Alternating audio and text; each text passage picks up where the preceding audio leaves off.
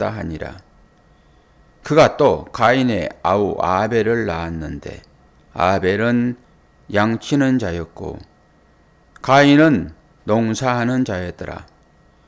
세월이 지난 후에 가인은 땅의 소산으로 제물을 삼아 여호와께 드렸고 아벨은 자기도 양의 첫 새끼와 그 기름으로 드렸더니 여호와께서 아벨과 그의 제물은 받으셨으나 가인과 그의 제물은 받지 아니하신지라. 가인이 몹시 분하여 안색이 변하니 여호와께서 가인에게 이르시되 내가 분하여 함은 어찌 됨이며 안색이 변함은 어찌 됨이냐. 내가 선을 행하면 어찌 낯을 들지 못하겠느냐. 선을 행하지 아니하면 죄가 문에 엎드려 있느니라. 죄가 너를 원하나 너는 죄를 다스릴지니라. 아멘. 이 말씀을 저는 깊이 좀 생각을 해봤어요. 일상적인 우리의 생각과 제가 이 새벽 시간에 느껴지는 생각이 조금 다른 측면인데요. 이제 아담이 이 에덴 동산을 쫓겨나가지고 제일 먼저 한 일이 오늘 이 일입니다. 여기에 이제 동침이라는 말이 나오잖아요. 이것은 알다라는 의미가 있어요. 알다. 생각을 조금 깊이 해보면은 이게 왜 이렇게 아는 일이 급했는가? 아니 에덴 동산을 쫓겨나자 말다 아는 일을 먼저 하잖아요. 그런데 이게요 하나님의 심판입니다.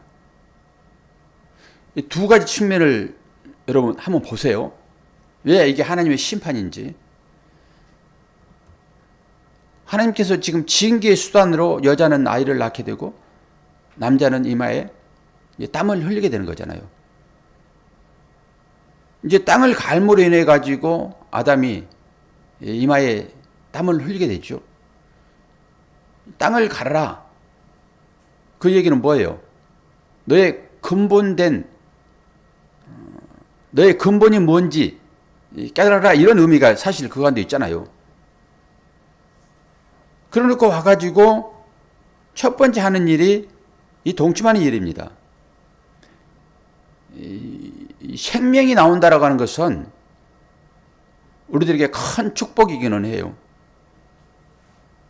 그런데 하와에게 주는 그 일은 징계라니까요. 저는 그걸 봤어요. 아침에 새벽에 묵상을 하면서 하나님의 그 징계의 수단으로 이 일들이 지금 있게 되는구나. 그러니까 단순히 이 수단을 통해 가지고 어떤 목적을 이루는, 그러니까 일반적인 사람들이 생각하는 이 동물적인 감각적인 어떤 성을 얘기하는 게 아니란 말이에요. 이게 짐승들에게는 이 수단이 필요하죠. 여러분, 짐승은 그냥 살아있는 상태입니다. 사람에게는 생기가 부어지잖아요. 짐승에게는 생기가 안 부어집니다. 생기가 부어질 때 그 사람을 하이 네페시 하야, 그렇게 원어를 쓰고 있는데 이거는 진짜 살아있다 이런 의미가 되는 거거든요. 그러니까 사람들이 이 의미를 깊이 인식하지 못하고 그냥 아담이 하와 동침함에 이 알다, 야다라고 하는 의미로 바로 감각적인 것으로 들어가게 되면 이건 동물의 행위인 것입니다. 동물의 행위. 이 동물이 왜 이 행위를 하죠? 자손을 번식하기 위한 거예요. 자손을 번식하기 위한 거라는 거예요. 근데 인간은 자손을 번식하기 위하여 이걸 하는 것이 아니라 감각적인 거예요. 이 즐거움을 위하여 이 일을 한단 말이에요. 그러니까 하나님을 제대로 알지 못하게 되면 우리 모두는 다 그래서 짐승이 되는 것입니다. 짐승. 저는 이 아벨과 가인을 낳는 이것 자체가 거룩한 하나님의 일이긴 하지만은 왜 에덴 동산을 쫓겨나자마자 이 일을 하냐고요. 그건 하나님의 어떤 심판이 임하고 있는 것을 저는 봤어요. 뭐 달리 볼 수도 있지만은 야, 하나님의 심판이 이렇게 임하고 있구나. 그 전에는 이걸 몰랐잖아요, 이 사람들이. 우선 에덴 동산에 있었을 때도 이런 일을 했을까요? 아니란 말이에요. 이 에덴을 쫓겨나가지고 제일 처음에 하는 일이 하나님의 그 심판이 그들에게 이루어지는 거예요. 하나님은 그것까지도 선으로 차용을 하시죠. 그리고 나서 이제 가인과 아벨이 등장을 하고 아벨은 양을 치는 자였고 가인은 농사를 하는데요. 이게 이제 제사가 처음 드려진 거잖아요. 제사가. 그러니까 이 제사는 계속 아담으로부터 이어져 오고 있었겠지요. 이게 무슨 가인과 아벨이 처음 드리는 제사는 아닐 것이잖아요. 아버지로부터 배운 거죠. 그래가지고 제사를 드렸는데 아벨은 양을 치는 자였기 때문에 양을 드렸고 가인은 땅의 소산으로 하나님께 제물을 드렸단 말이에요. 얼마나 정성을 들였을까요? 최선을 다했겠죠. 그런데 하나님은 아벨의 제물을 받으시고 가인의 제물은 받지 아니하시죠. 그러면 하나님께서 가인을 버렸는가? 이건 아닐 것이잖아요. 그러니까 우리는 지금까지 우리의 시선은 아벨은 양을 드렸으므로 그 양에게는 피가 있지 않냐. 그래서 피 없이는 생명을 보존할 수 없으므로 피 없는 제사를 안 받으신다. 그래서 하나님께서 아벨의 제사를 받았지.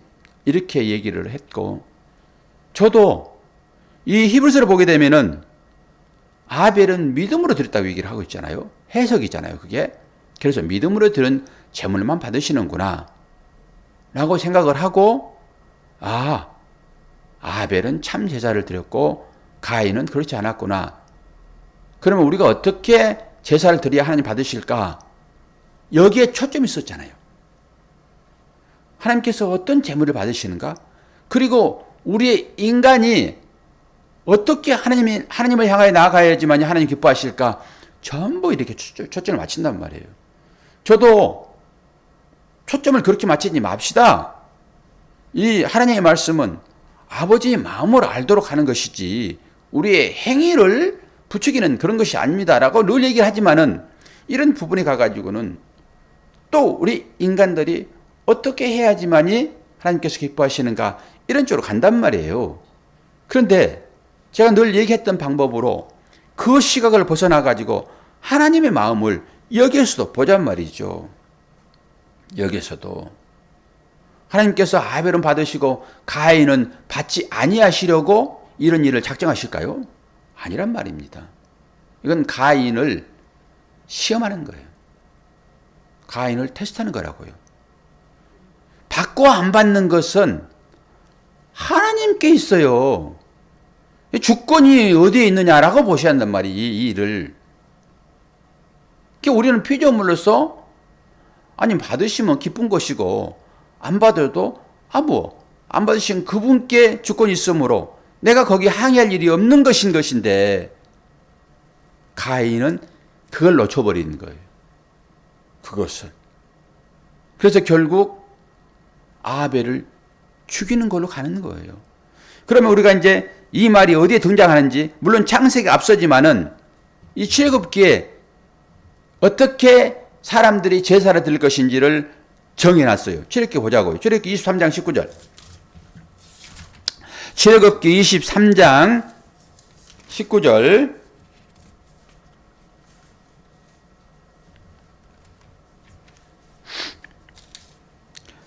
뭐라고 얘기되었습니까? 내 토지에서 처음 거둔 열매에 가장 좋은 것을 가져다가 너희 하나님 여호와의 전에 드릴지니라. 너는 염소 새끼를 그 어미의 젖으로 삼지 말지니라. 뭐라고 그럽니까? 토지에서 처음 거둔 열매에 가장 좋은 것이라고 얘기합니다. 가장 좋은 것. 그리고 34장 19절 볼까요? 23장은 토지에서 난 거예요. 그리고 34장 19절을 봅니다. 너는 첫 태생은 다, 모든 첫 태생은 다 내 것이며 내 가축의 모든 처음 난 것인 소와 양도 다 그러하며. 땅에서 난 것도 마찬가지지만은 새끼로 나온 것도 다 처음 것은 누구 것이라고요? 하나님의 것이라고 얘기를 합니다. 그러면서 그 좋은 것, 그것을 어디다 가지라고 그래요? 여호와의 전에 드릴지라 얘기를 합니다. 그러니까 이런 것들 때문에 옛날에 우리의 믿음의 선조들은 그 당시에는 주로 농사를 많이 지었죠. 지금은 뭐 농사 짓는 사람보다는 그렇지 않는 사람들이 훨씬 많으니까 농사 짓는 경우가 대부분이었잖아요. 그러니까 우리 어른들은, 믿음의 선배들은 제일 처음 난 것, 제일 좋은 것, 성경에 기록된 대로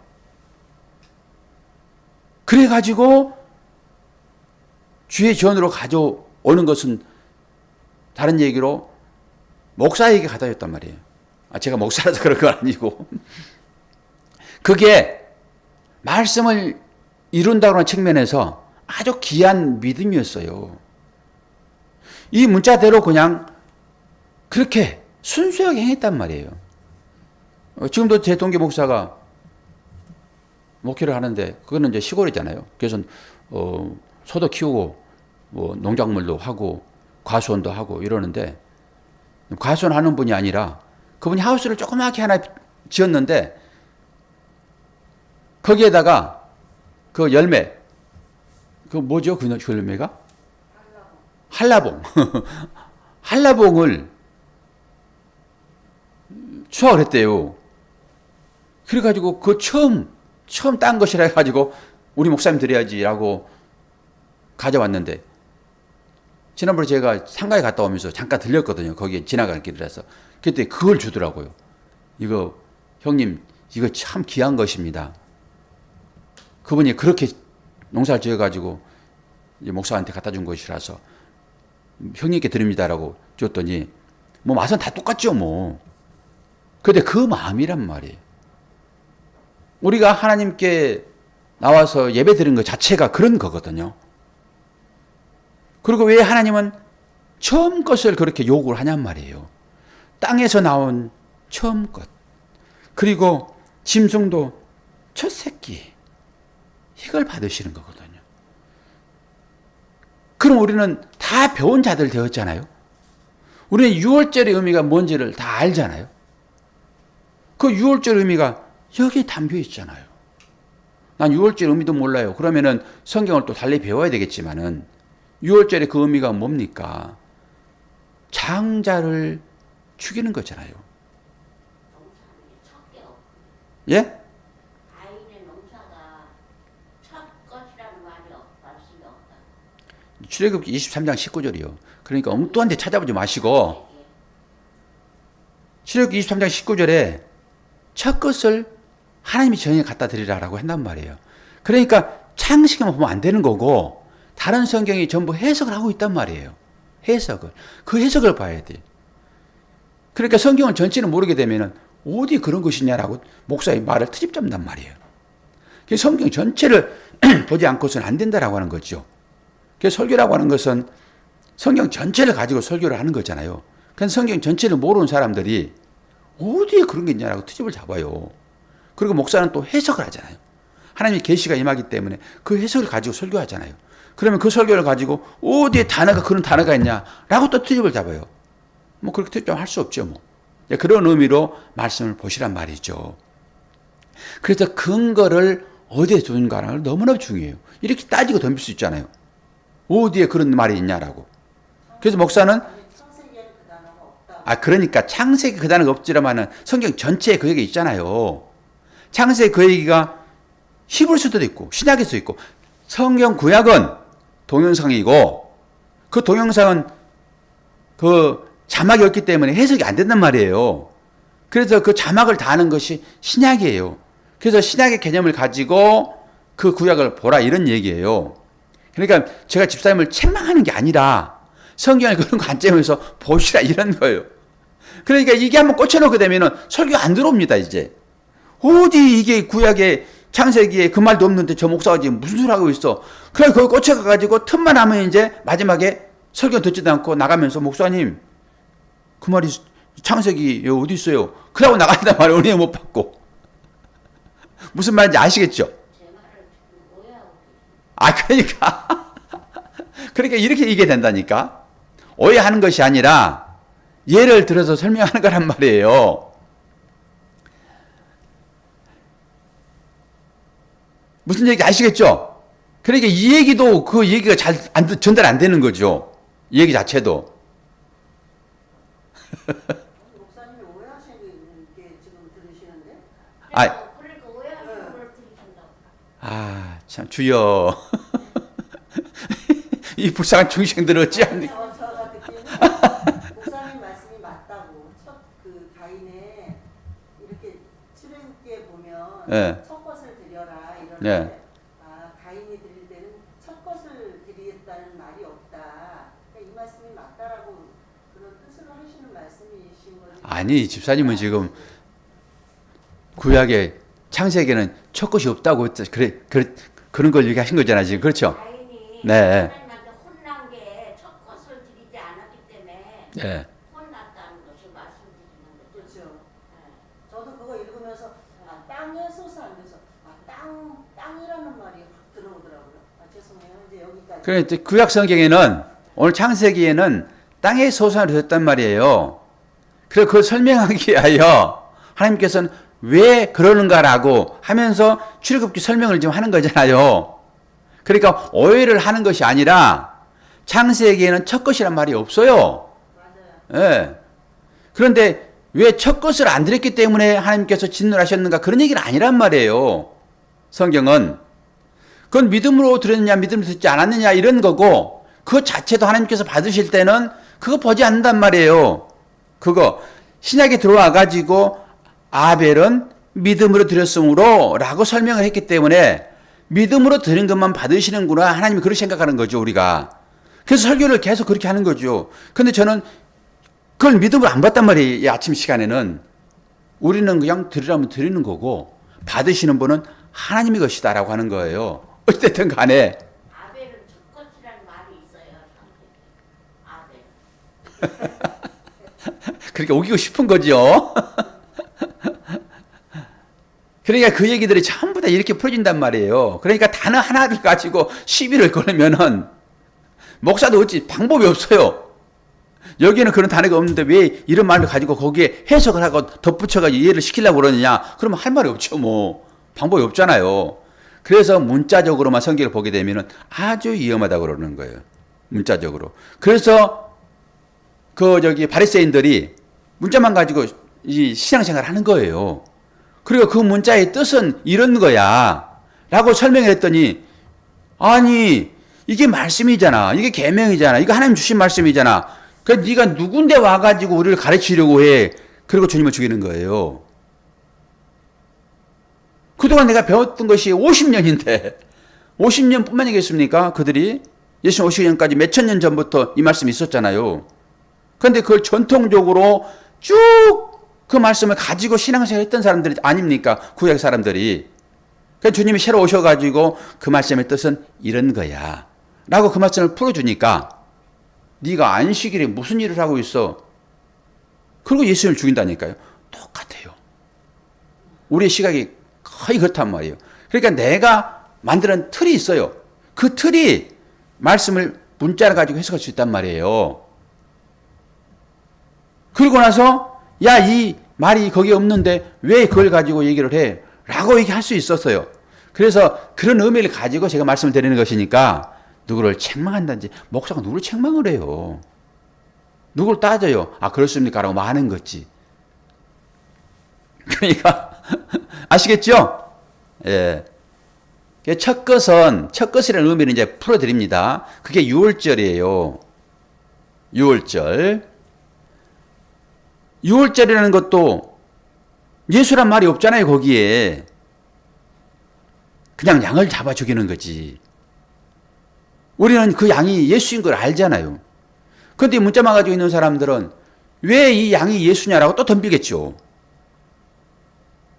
6월절이라고 하는 것은 그때와 지금으로 보게 되면은 한 3,500년 전에 있는 일이에요, 그게. 그리고 1,500년 이후에 예수님 오시잖아요.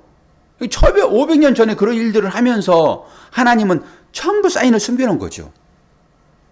이렇게 내가 내 아들 독자, 그 제일 맏아들, 그 맏아들이잖아요, 예수가. 그 맏아들을 내가 죽여서 너희들을 이렇게 살려낼 거야. 라고 하는 것이 6월절이잖아요. 그러니까 6월절 정도는 알아야죠, 우리가. 그런데 그 6월절이 어디서 출발되어지는 거예요? 이 출애굽기에서 그 얘기를 좀 하고 있으니까. 예수를 죽여서 결국 우리를 구원해내겠다. 이것이 창세기 1장부터 계속 지금 이어져 오고 있잖아요. 그런 의미로 보시면 돼요. 얘기를 좀 잘해야 되는데, 옛날에 우리가 어떤 처지에 있는 것인가를 내가 고백을 하지 않으면은 성경은 전부 곡해하게 되어 있습니다. 내가 아벨이고, 내가 가인이며, 내가 아브라함이고, 내가 가룟 유다이고, 내가 살인자이고, 내가 가난한 자이고, 그 안에 내가 들어있다라고는 고백하지 않으면은 여러분은 구원받지 못합니다.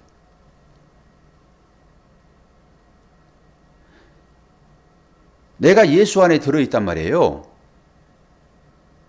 여기 의인이에요, 의인. 그리고 들어가기 전에 내가 누구입니까? 멸망받아 쌀 자예요. 내가.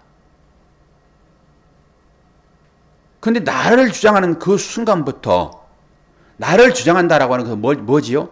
내 생각입니다. 내가 가지고 있는 생각이에요. 그렇게 말씀의 거울에 비춰서 맞으면 맞는 거고 말씀의 거울에 비춰서 틀리면 틀린 거예요. 왜 그렇죠? 하나님은 선한 분이시니까. 하나님만이 옳으세요. 그래서 말씀은 여러분들을 철저하게 부수셔서 그 가루를 가지고 제단 불에 구워서 제사 드리는 것입니다. 이것만 받으십니다. 조금이라도 살아있는 것 하나님 안 받으십니다. 제사라고 하는 것은 생명을 끊어버리는 것입니다. 그 생명이시 대충 들어지는 것을 안 받으세요. 하나님은. 그래서 우리의 생각을 완전하게 소멸시키지 않으면 하나님의 장악이 안 됩니다. 100% 하나님 장악돼야지만이 나한테서 하나님의 선하신 것이 나와요.